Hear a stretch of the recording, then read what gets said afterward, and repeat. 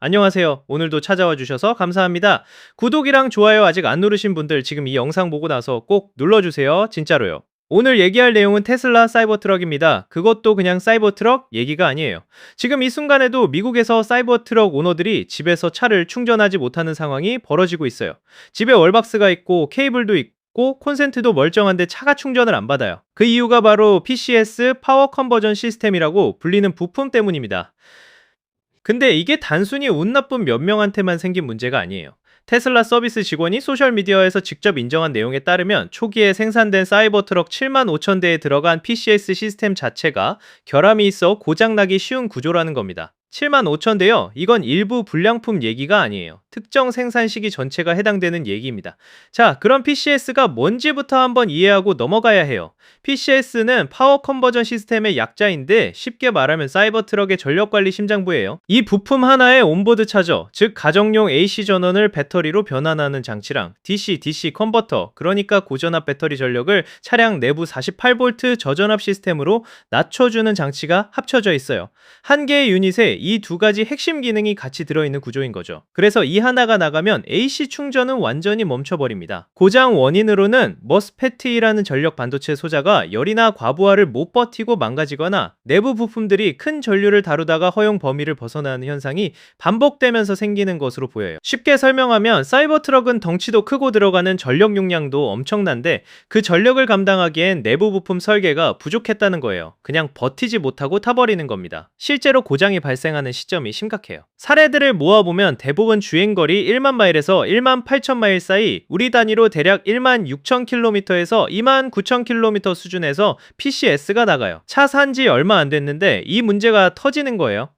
그리고 더 황당한 건 PCS를 통째로 교체한 차에서 다시 같은 문제가 반복된 사례도 보고되고 있다는 거예요. 새 부품 달았는데 또 나갔다는 거잖아요. 증상도 굉장히 구체적으로 알려져 있어요. 처음엔 디스플레이에 AC 충전 불가 경고 메시지가 뜹니다.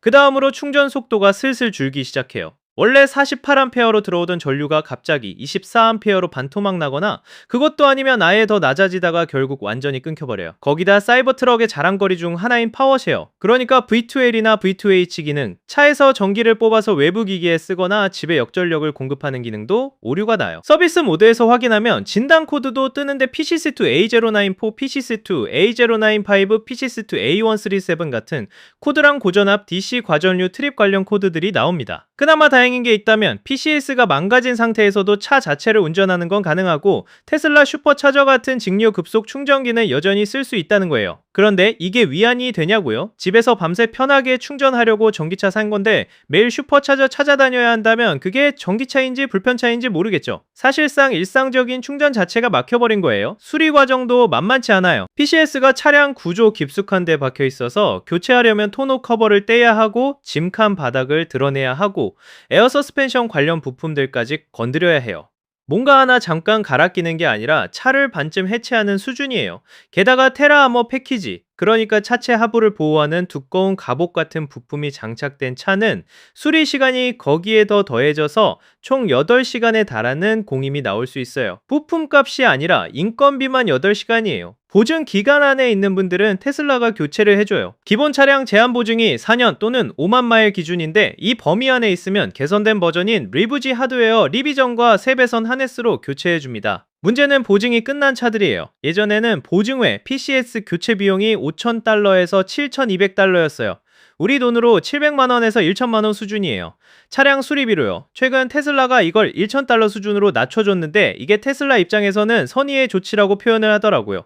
근데 오너들 입장에서는 어이가 없는 거죠. 애초에 설계의 결함 때문에 생긴 문제인데 보증이 끝났다는 이유로 수리비를 내라는 거잖아요. 그리고 지금 서비스 센터 예약도 쉽지 않아요. 부품 공급이 제대로 안 돼서 입고해 놓은 차들이 몇 주씩 기다리는 경우가 속출하고 있어요. 한 오너가 공유한 내용을 보면 62% 충전 상태로 서비스 센터에 맡겼는데 16일째 기다리는 중에 차가 저전력 모드로 들어가면서 배터리가 39%까지 떨어졌고 담당자는 부품이 2주 더 걸릴 것 같다고 했다는 거예요. 한 달 가까이 차를 못 쓰는 거잖아요. 이 상황에서 테슬라가 어떤 결정을 내렸는지도 알아둬야 해요. 2026년식 이후 사이버트럭부터는 7년 또는 7만 마일짜리 ZEV 추진 부품 보증이 새로 도입됐어요.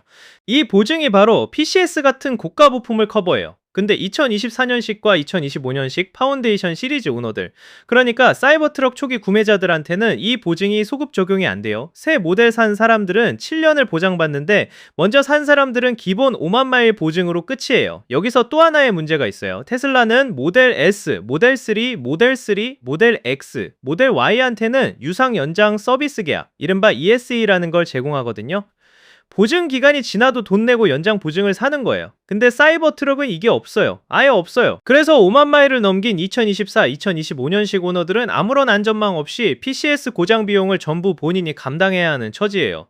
더 황당한 건 일부 서비스 센터에서는 타이어 교체나 소소한 트림 수리 때문에 입고된 사이버 트럭에 PCS를 선제적으로 갈아주는 경우도 보고되고 있어요. 이미 내부적으로는 결함을 알고 있다는 거잖아요. 그런데 미국 도로교통안전국인 NHTSA에 공식 리콜을 신청하지도 않고 오너들한테 먼저 연락을 취하지도 않아요.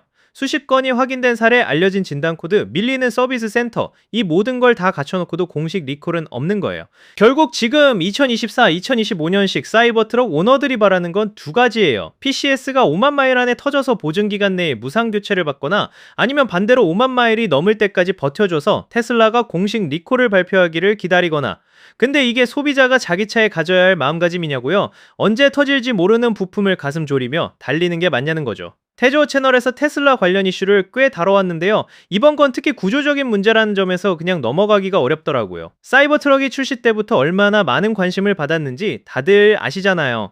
그런데 가장 기본인 집에서 충전하는 기능이 초기 생산분 7만 5천 대에서 지속적으로 실패하고 있다면 이건 개별 오너의 불운이 아니라 제조사가 책임져야 할 문제예요. 앞으로 테슬라가 NHTSA 리콜 결정을 어떻게 끌고 가는지, 그리고 초기 오너들한테 소급 보증 같은 구제책을 내놓는지 계속 지켜봐야 할 것 같습니다.